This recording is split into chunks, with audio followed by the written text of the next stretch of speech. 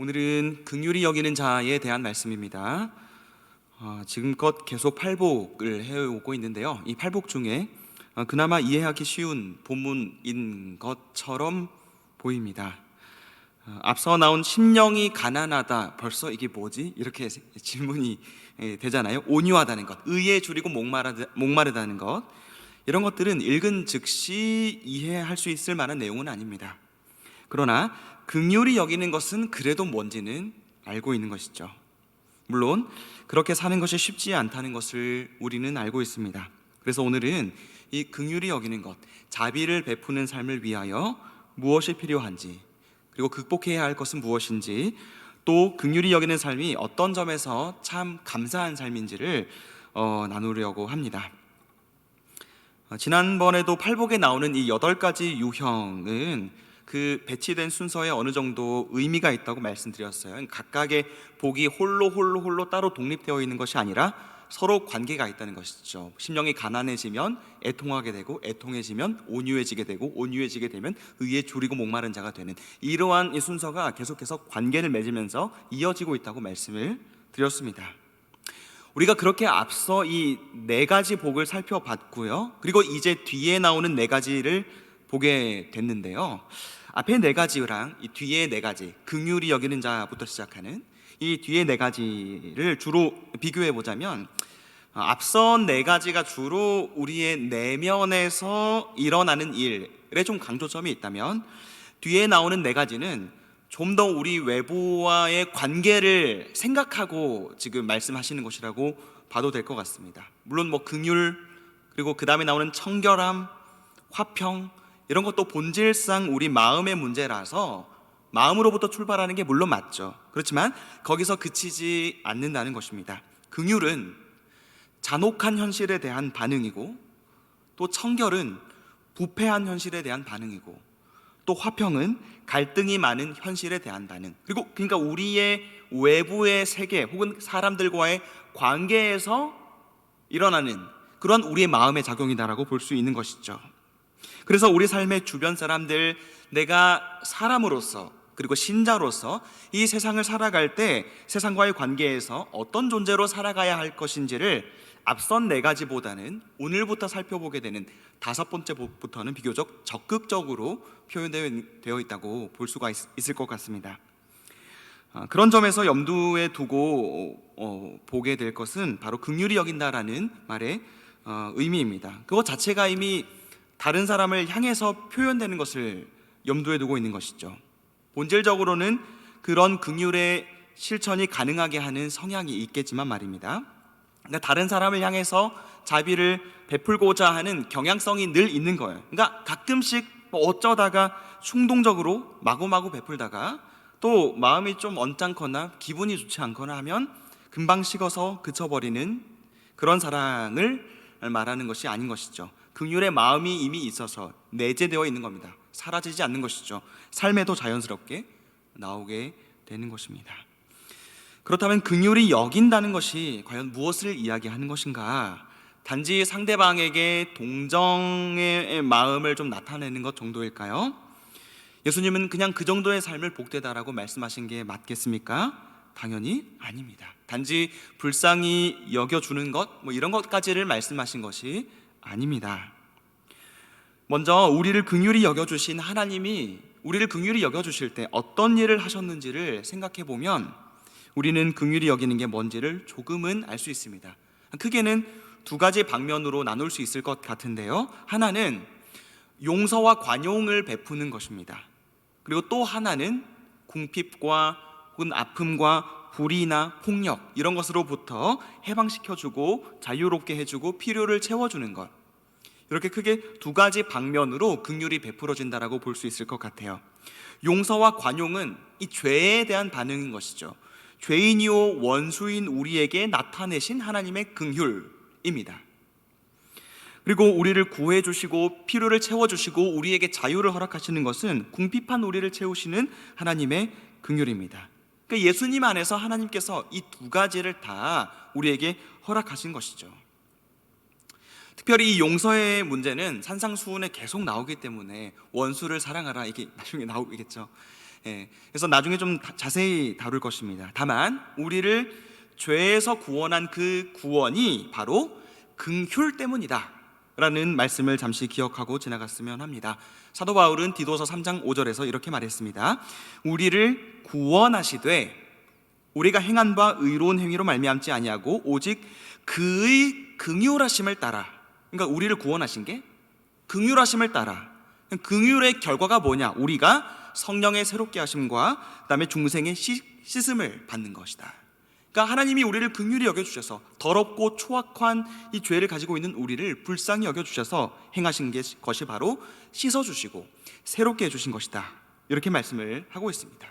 그러니까 우리가 긍휼을 베푼다라고 할 때 우리에게도 용서가 나타나야 되는데 우리의 용서도 그와 같아야 한다는 것입니다.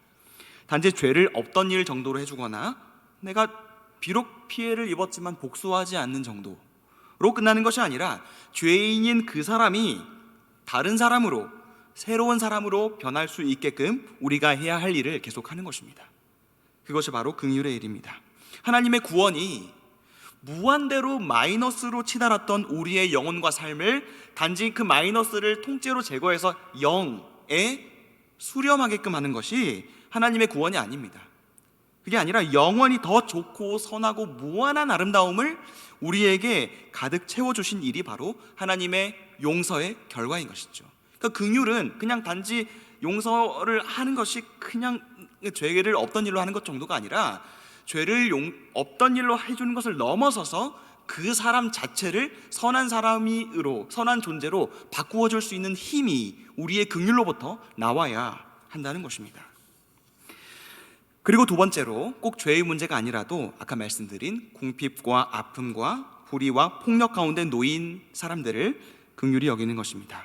우리에게서 야, 너 구원받았지? 띡 등을 돌리시는, 구원을 해주시고 우리에게 아무것도 채워주시지 않고 아무 일도 하지 않으시는 분이 아니신 것처럼 하나님이요, 우리도 마찬가지라는 것이죠. 절박한 필요를 느끼는 사람들에게서 등을 돌리지 않고 그들을 바라봐주고 기도해주고 붙들어주고 친절을 베풀고 실제적인 필요까지도 채워주는 것입니다.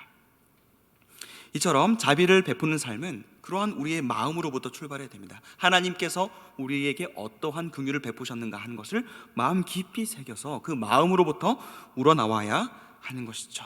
그의 입장이 되어보는 것입니다. 우리의 연약함을 동정하시는 예수님처럼 우리 역시 동일한 마음을 갖는 것입니다. 그들의 비참한 상황과 고통을 내 입장에서 생각해 보는 것이 아니라 그 사람의 현실을 그의 눈으로 바라보려고 하는 것이죠. 그 사람의 생각으로 생각해 보려고 하는 것입니다. 예수님이 그 일을 우리에게 하신 것입니다. 그것을 위해서 이 땅에 오신 것이죠. 우리에게 구원만 필요하면 그냥 딱 건져갖고 딱 천국 이렇게 하면 되지 않습니까? 그렇게 안 하셨어요. 우리의 모든 아픔과 질고를 다 감당하시고 동정하시기 위해서 친히 모든 것을 겪으셨습니다. 우리의 시선으로 바라보려고 하셨어요. 아, 정말로 이 죄가 아픈 거구나, 정말로 악한 거구나 하는 것을 사람의 몸으로 오셔서 친히 모든 것을 느끼시고 감당하신 분이 바로 우리 예수님입니다. 우리도 바로 그와 같아야 한다는 것이죠.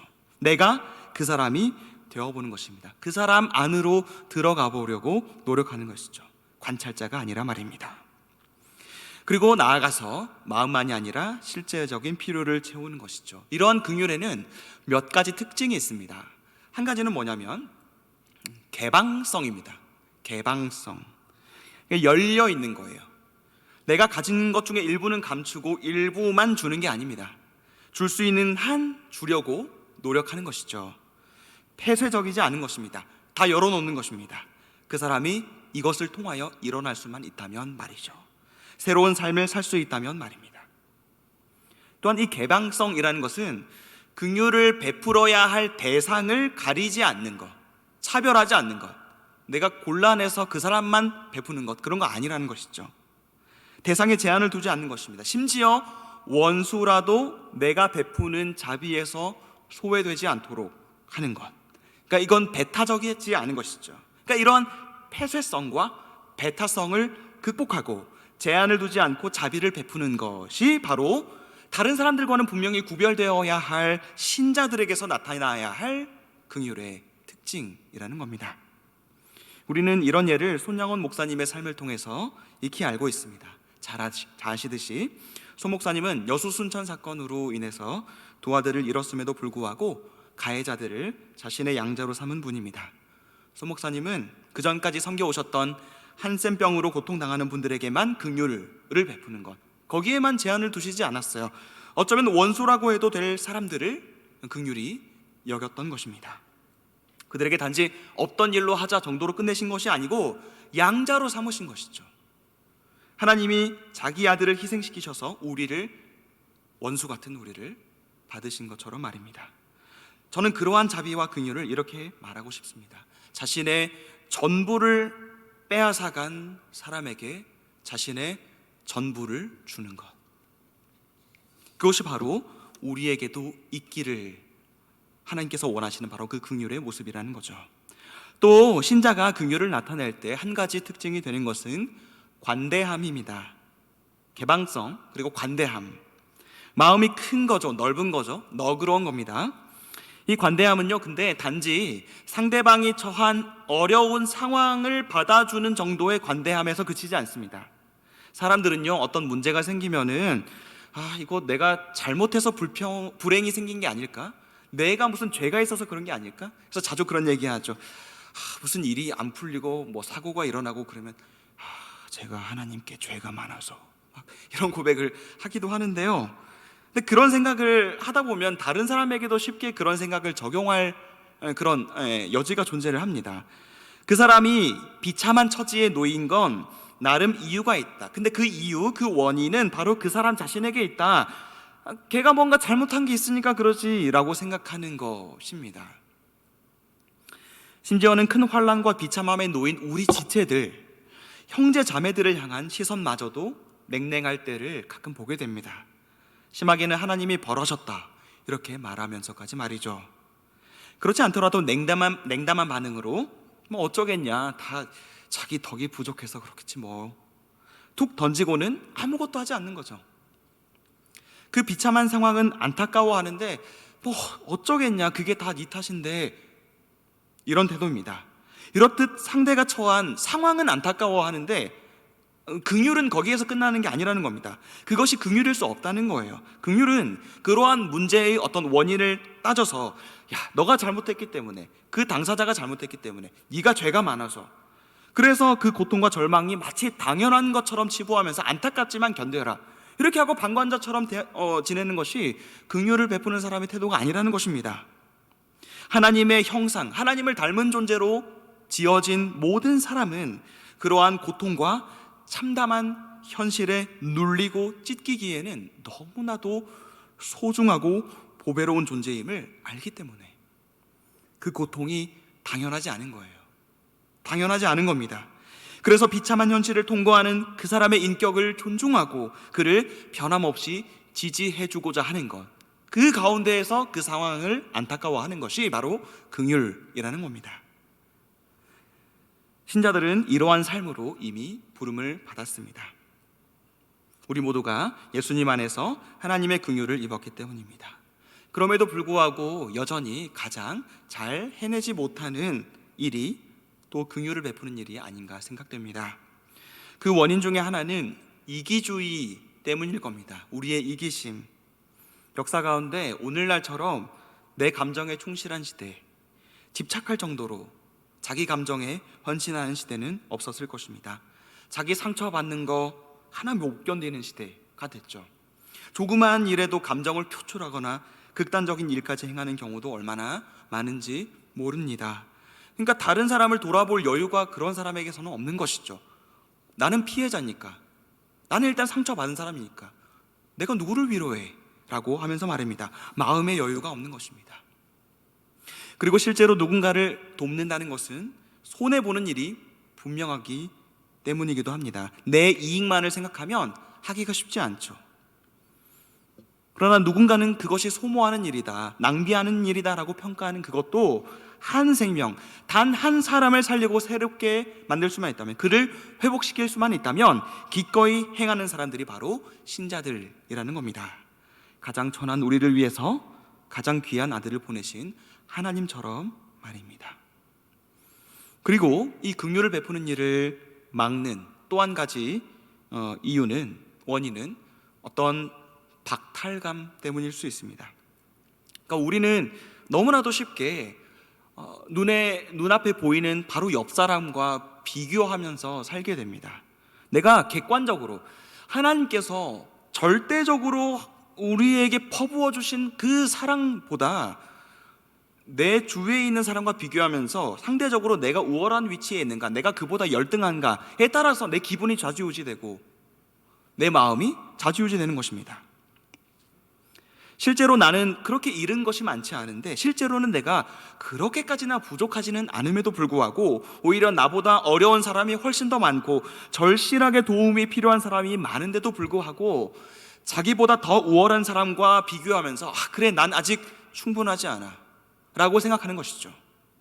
늘 긴장 상태에 있는 것입니다. 가진 것이 있음에도 불구하고 자신이 다른 사람과 비교해서 그보다 뒤처질까봐 불안해해서 그 불안함 때문에 누군가에게 선뜻 베풀 용기를 갖지 못하게 되는 것입니다. 혹 베풀기는 해도 내가 가진 능력에 비해서 지나치게 좁은 영역에 머무르게 되는 것이죠. 그렇게 됩니다. 그리고 또 하나는 종교적인 의무입니다. 종교적 의무, 특히 공식 석상에서만 하는 겁니다. 목사라서 하는 것, 하나님은 거기까지만 인정하지 않으십니다. 교회에서 좋은 일 하니까 동참하는 것, 물론 동참을 해야죠. 다 같이 협력해야 됩니다. 맞습니다. 그러나 그 일을 할 때에 우리는 주의해야 하기도 합니다. 이걸 하나의 일로 여기고 사역으로만 여기는 것이죠. 그래서 내가 한 종교인으로서 한 종교단체 안에서 해야 할 그 일을 하는데 실천도 있어요. 일도 해요. 열심도 있습니다. 헌신도 합니다. 그런데 우리의 마음은 거기에서 자주 빠질 때가 많다는 것이죠. 그러다 보면 베푼다고 하는 어떤 사역도 상대방을 배려함 없이 행함으로 도리어 무례한 일이 되어버리는 경우가 많습니다. 종교적 의무만 남은 곳에 따뜻한 진심은 자취를 감추기 때문입니다. 우리의 마음을 실어야 하는 것이죠. 고통과 아픔에 공감하는 마음이 있어야 됩니다.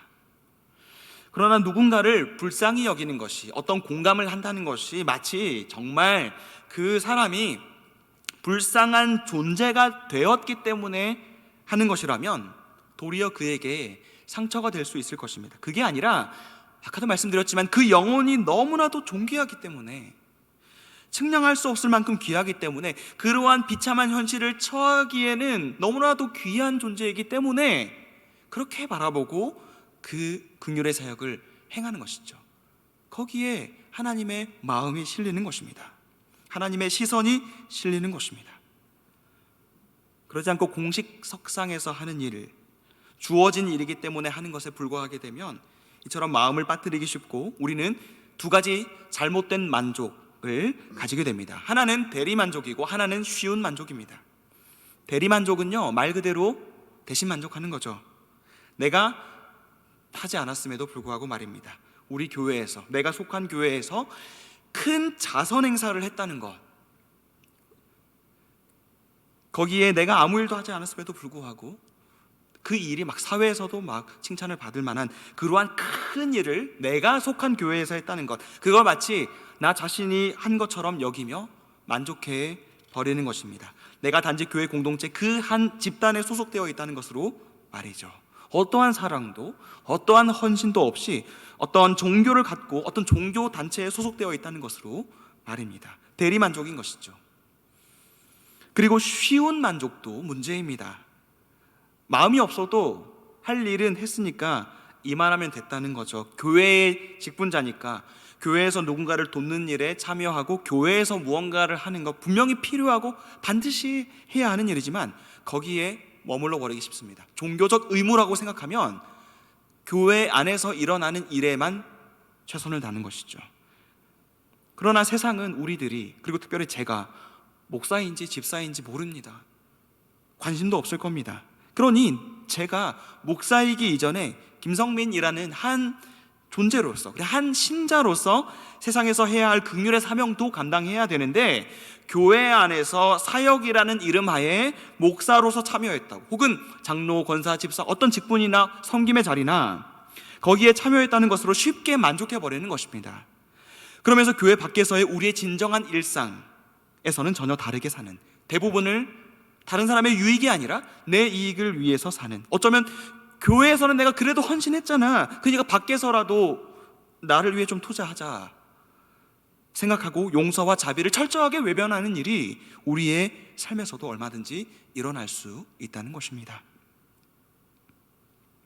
그리고 긍휼의 삶을 살지 못하게 하는 원인 하나만 더 생각해 보자면 바로 올바르고 선한 삶, 올바른 삶에 대한 비뚤어진 집착입니다.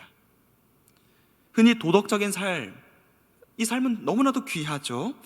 올바르고 선한 삶을 그려볼 때 우리는 뭔가를 지키는 사람, 그러니까 법과 규칙을 잘 지키는 사람, 거짓말도 하지 않고, 그리고 누군가에게 피해를 주지도 않고, 그런 삶을 생각합니다. 도덕적이다, 깨끗하다 라고 말이죠. 맞습니다. 정말 좋은 삶이고 선한 삶 맞습니다. 그런데 바르고 선한 삶을 어떤 면에서 집착적으로 추구하면서 그렇게 계속 살아가다 보면은 자기의 수준에, 그리고 자기의 기준에 따라오지 못하는 사람들을 쉽게 깔보거나 비난하게 되는 경우도 있습니다. 뭔가를 지켜내는 것, 내가 옳다고 생각하는 것을 지나치게 집착할 정도로 심각하게 진지해지고, 그러다 보니까 사람이 어느샌가 굳어있고 차가워지게 되는 것이죠. 사람이 안 보이는 거예요. 그러니까 다른 사람도 내가 추구하는 그 선, 도덕, 정의를 실현할 수 있도록 도와주기도 하고, 권장해주기도 하고, 이끌어주기도 하고, 기다려주기도 하고, 그러니까 자꾸만 선한 삶이 자기 밖으로 그렇게 확장이 되게끔 해야 되는데, 그러기보다는 자꾸만 자기 안으로만 집중이 되는 겁니다. 내가 뭔가를 지켜내야 하는 것에 지나치게 몰두하게 되는 것이죠. 그래서 자기 밖으로는, 실질적으로는 선한 영향력을 행사하지 못하는 상태에 이르게 되는 것, 오히려 타인을 숨막히게 만들고 긴장하게 만들게 되는 것이죠. 내가 달래어주고, 내가 이해해주고, 끊임없이 받아주고, 위로해주고, 품어주어야 할 사람은 결국에는 나를 떠나버리게 되는 것입니다. 그럼으로써 진정한 긍휼을 베풀 기회조차 놓치게 되는 것이죠. 이러한 원인과 문제들을 극복하고 긍휼을 베푸는데 우리의 결심과 노력은 한계가 있습니다. 도움이 필요한 대상도 분명히 있고, 도와줄 힘도 있고, 자원이 있어도 쉽게 나서지 않고 머뭇거리는 우리의 모습이 얼마나 많습니까? 그러한 마음을 진정으로 움직이는 힘을 우리는 하나님께 공급받아야 합니다. 하나님께서 우리에게 베푸신 무한한 사랑, 차별 없이 제한 없이 베푸신 사랑을 십자가를 통해서 날마다 확인해야 합니다. 말로만 하시지 않았잖아요. 온몸과 마음을 바쳐서 우리를 구원하신 바로 그 예수님, 특별히 우리를 공감하시고 동정하시기 위해서 우리와 같이 되신 예수님, 우리의 입장이 되시려고 우리 안에 들어오시기까지 하신 그 예수님의 은혜를 우리는 기억해야 할 것입니다. 그렇게 긍휼을 베풀 때 오늘 뭐라고 말씀하십니까? 주님은 우리도 긍휼히 여김을 받게 될 것이다, 이렇게 말씀하십니다. 네, 긍휼히 여김 받을 것이다에 누가 우리를 긍휼히 여겨주는지는 안 나와 있어요. 그렇죠? 분명하게 나와 있지는 않습니다. 아마도 사람들일 수도 있고요, 아니면 하나님일 수도 있을 것 같습니다. 모두 다 다를 수 없으니까 하나님과의 관계만 좀 생각을 해보시죠. 이 말씀을 보면 우리가 긍휼을 베풀어야 하나님도 우리를 긍휼히 여겨주시는 것처럼 보입니다. 반대로 생각하면 우리가 긍휼을 베풀지 않으면 하나님도 우리를 긍휼히 여기지 않으셔서 갑자기 지옥에 가는 거 아닌가 이런 생각이 들 수도 있는 것이죠. 그러나 지금 그런 맥락에서 주님이 말씀하신 것은 아닙니다. 이 말씀은 우리가 베푸는 긍휼을 한없이 작게 보이기도 하고, 그리고 한없이 크게 보이기도 하는 말씀이에요. 만약에 예수님께서요, 우리가 긍휼을 베풀 때 그렇게 자비를 베풀면 내가 너희에게 걸맞은 보상을 해줄게, 합당한 큰 상을 베풀어 줄게, 이렇게 말씀하셨다면요, 우리가 행한 자비는 우리의 공로가 되겠죠. 근데 지금 예수님께서 말씀하신 게 참 독특합니다. 긍휼히 여기는 자에게 뭔가를 잘한 건 맞잖아요. 근데 그 사람에게 상을 준다고 얘기 안 하고요, 긍휼히 여기는 자에게 어떻게 한다고 말합니까? 긍휼히 여길 것이다. 그러니까 우리가 누군가를 도와주고 베풀어주고 섬겨도 하나님은 상이 아니라 긍휼을 베푼대요. 여기 어떤 뉘앙스가 있습니까? 아무리 우리가 많은 자비를 베풀고 선을 많이 해도 자비를 베풀며 살아간 사람이 하나님께 기대할 수 있는 것은 내가 이만큼 했으니까 상 주시죠가 아니라 여전히 저를 불쌍히 여겨주십시오. 기대할 것은 긍휼이라는 것이죠. 불쌍히 여겨주심 밖에 없다는 것. 그러니까 우리 자신이 어떤 선한 일을 한다고 해도 그것이 우리 자신의 의로움과 선함을 입증할 만한 공로가 될 수 없다는 것을 보여주고 계신 것입니다. 상의 개념이 아니죠. 보상의 개념이 아니라는 겁니다.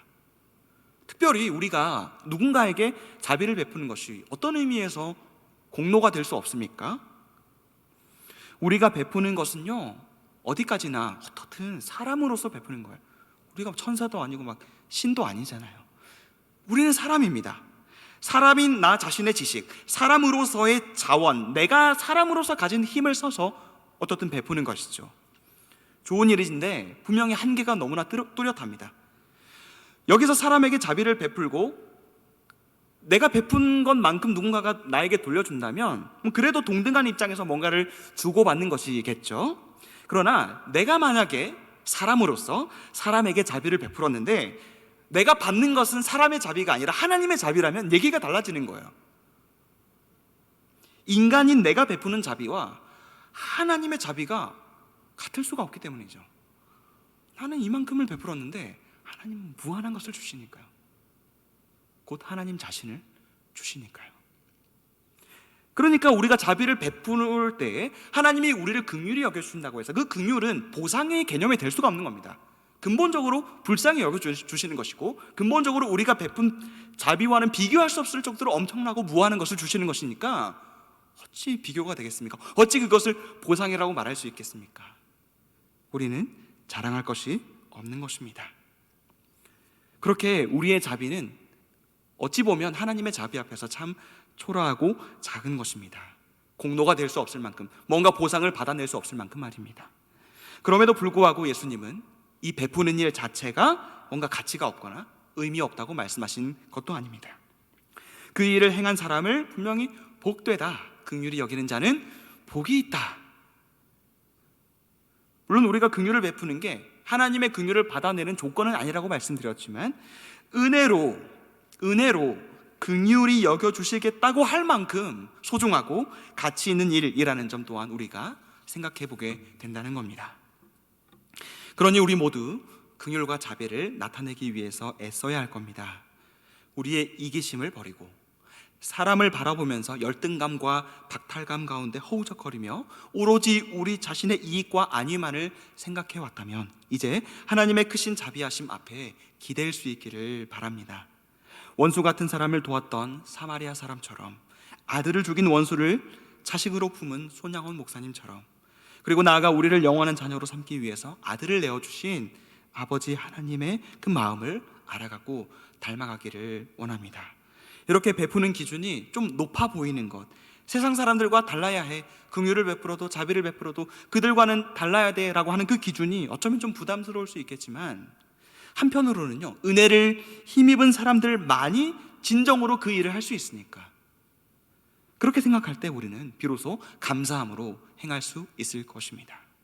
그러니 우리의 모든 비참함, 우리의 모든 비통함, 우리의 모든 참담함으로 들어오신 예수님의 그 자비와 은혜, 우리를 알고 우리를 이해하고 우리를 헤아리시기 위해 모든 것을 내어주신 예수님을 오늘도 깊이 생각하시기 바랍니다. 그 순전한 자비를 맛보고 아셨기에 그 거룩하고 신성한 사랑을 함께 나누며 우리를 긍휼히 여겨주신 하나님의 사랑에 삶 전체로 화답하는, 삶 전체를 긍휼의 삶으로 살아감으로 그 자비하심 앞에 화답하는 저와 모든 성도님들이 될 수 있기를 주님의 이름으로 축원합니다. 기도하겠습니다.